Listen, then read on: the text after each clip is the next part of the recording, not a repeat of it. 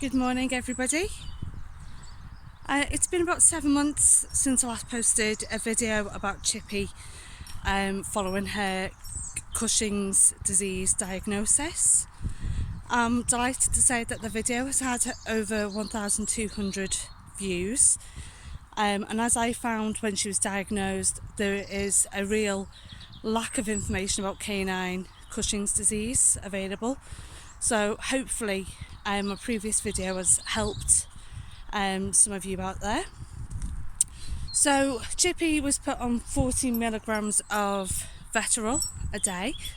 If you remember our previous video, I showed you some of the symptoms of canine Cushing's disease.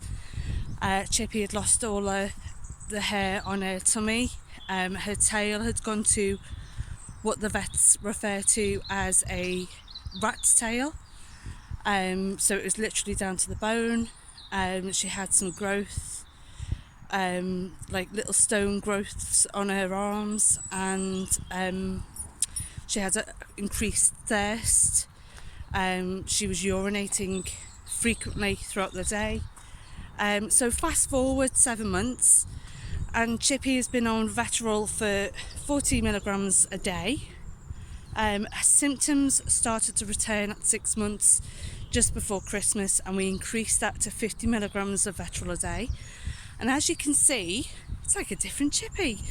Bear in mind that Chippy is going to be 14 in a couple of months' time. Chips, good girl. You can see her hair's returned. Chips, Chippy, Chippy, come to mum. You can see she's just a lot more energy. Her tail, not quite returned to the husky tail, but her tail is growing back. You can see she's a little bit dirty. We're out in the park at the moment, but you can see her tummy.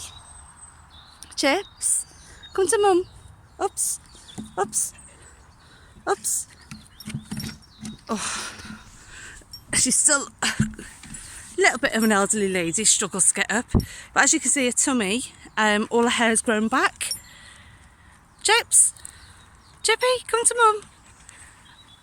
Good girl. Say hello to everyone.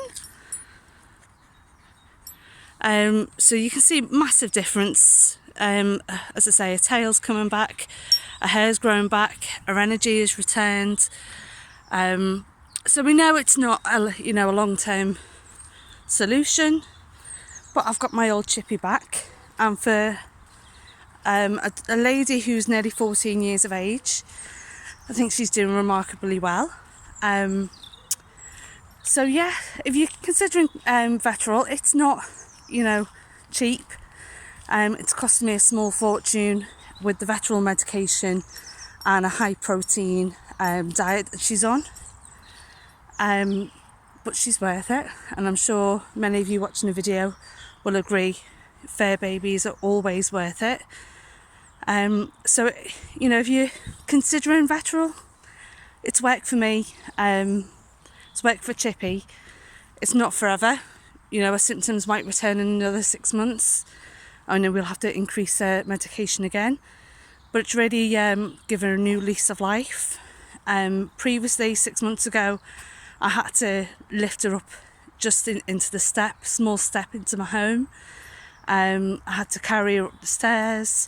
She had no energy. She could only walk, a couple of yards, literally. So as you can see, we've been walking now on a morning walk for a couple of miles. She's still got lots of energy. So it's worked for me. I would,